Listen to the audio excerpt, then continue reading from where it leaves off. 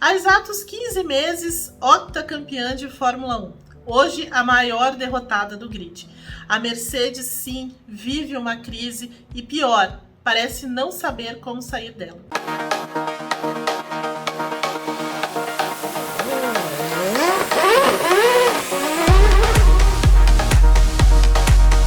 Olá, amigos do Grande Prêmio, tudo bem? Evelyn Guimarães por aqui, e antes de falarmos sobre as mazelas da Mercedes, eu peço que você se inscreva no nosso canal, se ainda não o fez, que acione o sininho e também permita que o seu celular receba as notificações, assim você não perde nada do nosso material, e claro, deixe um like no final desse vídeo.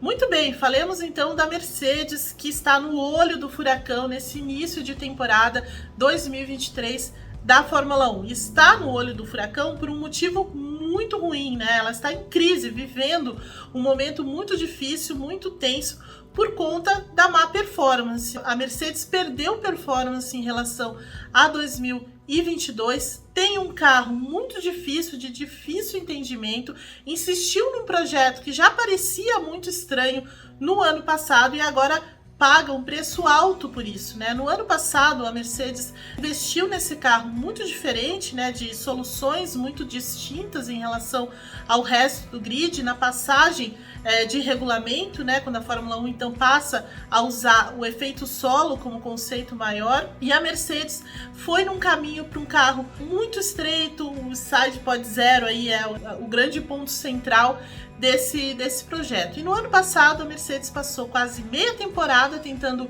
corrigir e entender o carro do ano passado. Quando conseguiu isso, deu realmente um salto de qualidade na segunda parte da temporada, e aí por isso existia uma grande expectativa de que a Mercedes em 2023 conseguisse alcançar as duas rivais, né, sobretudo a Red Bull, mas acabou não acontecendo. O carro perdeu performance, embora a Mercedes tenha de fato avançado em alguns pontos com o W14, o carro desse ano, né? Então o carro desse ano, por exemplo, perdeu algo que era essencial e que foi no ano passado um problema: os saltos, os kicks. O carro não quica mais como no ano passado. Mas em contrapartida, o carro perdeu rendimento, né? O carro não apresentou no final de semana no Bahrein ritmo de classificação, ritmo de corrida, apresentou problemas para gerar pressão aerodinâmica, downforce. Eles ficaram procurando o tempo inteiro, embora tenham feito um avanço na parte traseira do carro, ainda não tem downforce, apresentou uma degradação muito alta dos pneus e teve dificuldades em curvas de média e alta velocidade. Então são muitos itens aí que a Mercedes precisa se preocupar. Por isso, depois da corrida, quando o Hamilton chega mais de 50 segundos atrás do Verstappen, houve uma grande reunião da Mercedes, que varou a noite no Bahrein e a madrugada na fábrica lá na Inglaterra, porque eles estavam procurando respostas e as respostas não vieram de forma como se esperava, né? São mais difíceis de encontrar do que era imaginado inicialmente. E dentro desse ponto surgiram outros elementos que ajudam a colocar a Mercedes dentro dessa crise da qual ela parece não saber mesmo como sair.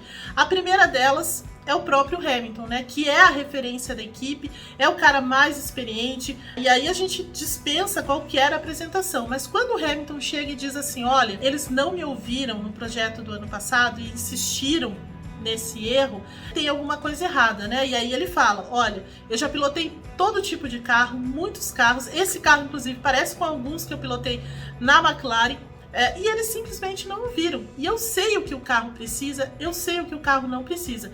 E isso é muito forte. E bate onde? Em Toto Wolff. E Toto Wolff, nesse momento, também é um ponto central, porque ele é o líder da equipe, ele é o chefe da equipe. E ele mesmo parece completamente perdido. Apesar de ter mantido essa equipe no topo durante muito tempo, ter levado a Mercedes, inclusive, para esse lugar de liderança, né? Porque quando ele assume a Mercedes lá atrás, ela não era tão poderosa como ela é hoje, mas nesse momento ele parece realmente perdido. E isso é um ponto importante e fundamental dentro dessa crise da Mercedes. E por que ela não sai da crise? Porque o Toto Wolff fala coisas muito diferentes a qualquer momento. Parece que ele está no momento de que ele não sabe para que caminho andar diante da insistência num carro que parece errado segundo ele próprio. Então, depois da corrida, ele disse: olha, esse conceito não funciona, é errado e a gente precisa mudar tudo. Mas vai mudar como? Então, em alguns momentos ele diz, olha, a gente vai abandonar esse projeto, vamos pensar em 2024, porque eu acho que não vai ter nada de bom, não vamos conseguir tornar esse carro competitivo. Depois ele fala assim, não, peraí, vamos usar todos os recursos e se precisar usar o teto, ultrapassar o teto, vamos fazer, porque a gente não tem muita escolha. E depois fala em união da equipe, que claro, é aquilo que tende a acontecer mesmo, o Hamilton também falou. Mas nesse momento, com esse comportamento do Toto Wolff, parece cada vez mais difícil a Mercedes sair desse buraco, porque ele é o chefe, ele é o líder e tem de partir dele o que fazer. No momento, a Mercedes já trabalha com um pacote grande de atualizações que deve entrar só em maio no GP da Emília-Romagna, então tem bastante tempo até lá, e é um gerenciamento de crise que será necessário da Mercedes. Então, como ela vai lidar com isso também vai ajudá-la a sair ou a enterrar mais nesse buraco. É o que veremos daqui para frente. Mas nesse momento a Mercedes está em maus lençóis e precisa de fato dessa liderança, ou do Toto Wolff, ou mesmo permitir que o Hamilton seja ouvido, então, porque ele é a referência da equipe. Diz aí para mim nos comentários, a Mercedes sai desse buraco em que ela se meteu? Ela tá sabendo como lidar com isso? Eu volto no próximo vídeo, mas antes, se inscreva no nosso canal, deixe o like aí no final desse vídeo e, claro, acione o sininho.